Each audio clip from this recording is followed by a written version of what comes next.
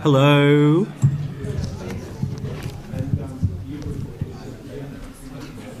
Hello. G'day everyone. Does this work? When I turn this up, is it good? Kai Wanju, I'm Joel. I work here at the library. Hello, welcome. First, I would like to acknowledge that this event takes place on unceded Whadjuk Noongar Boodja. I would like to pay my deep respects to elders past and present and extend that respect to any First Nations people here today. So we are here today to launch Kate Larson's new book, Public Open Space. We're very excited. New library, new book, new ideas, bringing people together. That's what we're all about. So I am going to do very little talking. I'm just going to introduce the people because you're not here to see me. So let's start off with some poetry. Who likes poetry? Yes, click. Who knows clicking? So if anyone doesn't go to spoken word, like open mic nights, if someone's clicking, it means that they're like you're feeling them, or they're feeling what you're saying. And when you're performing, it's like so lovely. You're like being vulnerable, dropping some truth, and you can hear these clicks, and you're like, yeah, like cool. That was real. Anyway, I'll stop talking. I'm proud to introduce Jack Collard. He's a Whadjuk Balladong citizen of the Noongar Nation, and grasps on reality through poetry, transmuting trauma into hope following ancient threads for this doomed civilization into the paths of what is far too widely considered the doomed civilization. So please put your hands together for Jack.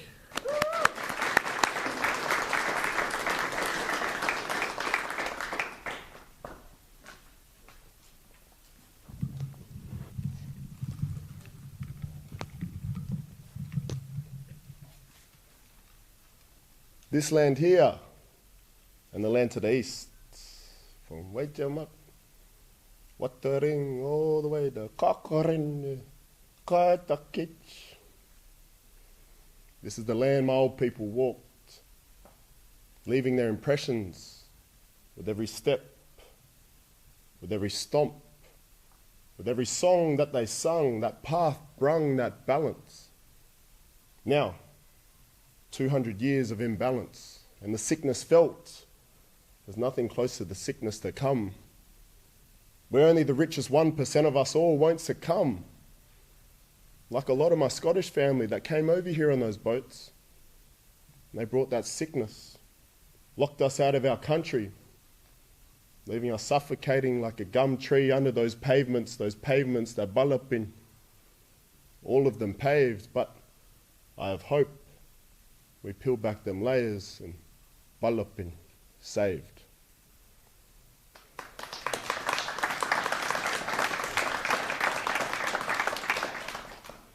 Next poem is called Jack Halbert Collard, and it's about me.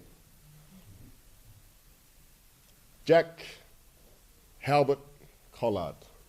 The story of how I went from pride and shame and pride and shame and pride again. Black and white, wrong and right and wrong. This fight inside my mind, and all I could find was rage, because with genocide, how could one find pride, that which they made, that which they prayed? So I prayed to be blacker. I asked my uncle for songs and dances. He said, how can you sing and dance if you don't know the rhythm of your soul? Too much background noise now. A generational clutter. Now a generational stutter, away from the ancient techniques that we had to sing and dance that noise away.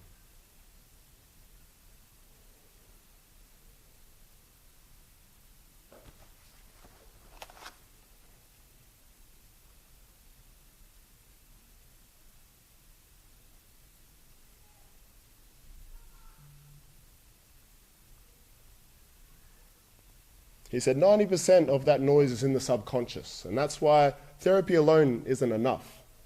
It's those creative mediums that go there, and so painting I'm no good. So I released into my phone or my notes alone, but guided by many. black, white, brindle blue to remind me what I already knew.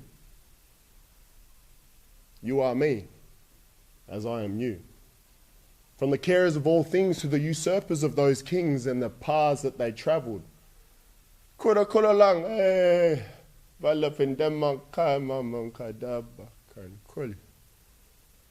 travelled slowly, tuned in like Kenobi. The force as Baal Wankaning Baal speaks only the truth. You are me, as I am you.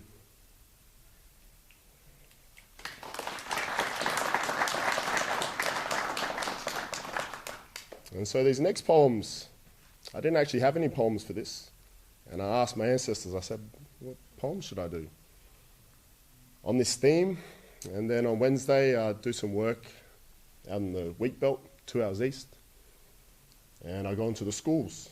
And we try to balance those scales of Western ways of knowing, being and doing with Noongar ways of knowing, being and doing. So that inferiority and superiority isn't there. There's balance. And so I had quite an upsetting experience, and that's what poetry is for me. It's a release. And this tells that story from 5 generations, from my great-great-grandfather all the way to my nieces and nephews that I now teach at that school. My great-grandfather, Black Jack, he never backed back for nothing. Whether he was up at King's Park, where the old Nyungars would gather, see, they'd sort out rivalries violently, but sorted, forgotten.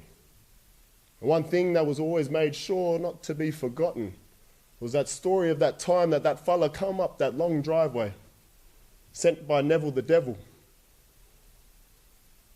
As he came up to that door, knock, knock, Black Jack was waiting back behind that door with the gat strapped and loaded with instructions to match. If you come back again, you'll never come back.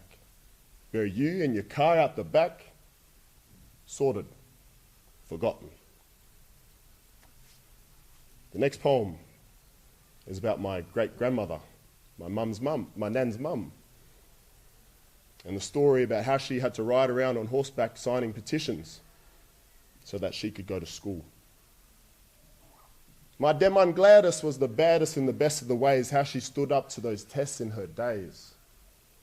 The story was that Nyungar kids stunk too bad for the Wajula kids. That was the yarn, but the truth starts on those farms and the hands that were helping, because water holes were poisoned and militias patrolled. 100 years later, they're still playing that role. Let's backtrack to the father-in-law for Black Jack in the Black Bar, in this box where we're reminded that we are these bungs, coons, niggers. Every snigger I see in the crowd as I speak to my truth as that bung, coon, nigger. So my great-great-grandfather, John Kickett, was in this bar and he had an argument with some of the fellas that were in the bar with proper tables and chairs, 2v3.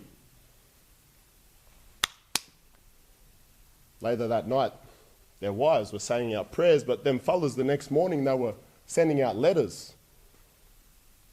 And Neville the Devil did what he did. He took it out on those kids. With a stroke of a pen, a generation on the outside looking in, not idle. My Deman Gladys grabbed that bridle, that saddle, and rode. She battled for hope that balance resumed for her country, for her people. The only steeple were those people. You see, the only people that didn't sign that petition were those fellas that got made piss when they tried to mob some fellas that never backed back.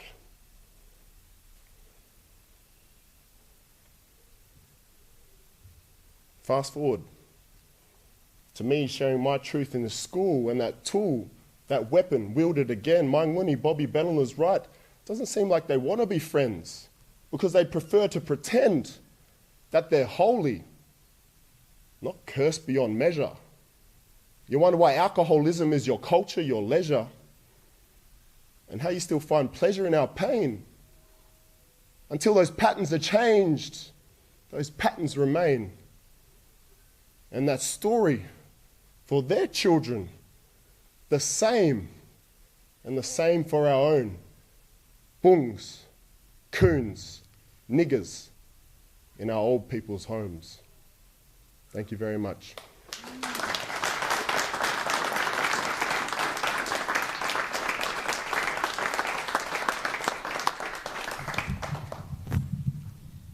Thank you, Jack. Thank you.